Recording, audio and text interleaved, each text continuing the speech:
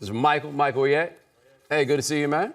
What is your favorite sneaker of all time? So, like, when I talk about music, I always delineate between, like, best and favorite. It doesn't mean the same thing. Favorite, it lands with you for whatever the reason is. And for me, it is the Fire Red Jordan 5s. And the reason is, that was the first pair of shoes that I ever wanted, right? Like, I'd ever seen. Even, like, I did not have a good eye for those sorts of things, but I saw those and I knew they was fly. They had the grates on the side, right?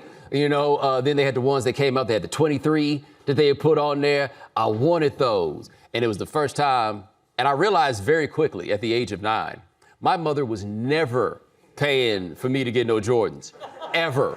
Like, it rang through so sharp. And the thing you have to understand, and I'm not saying this to be judgmental, I grew up around a lot of people who did not have money.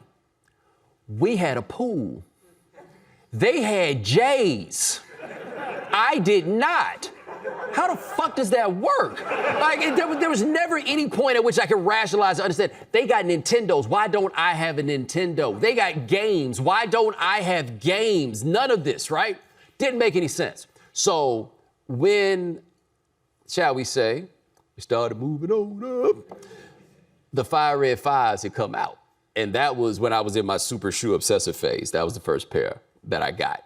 And then I started racking them up, and then the pandemic came, and I just had a house full of shoes, and I wasn't going anywhere.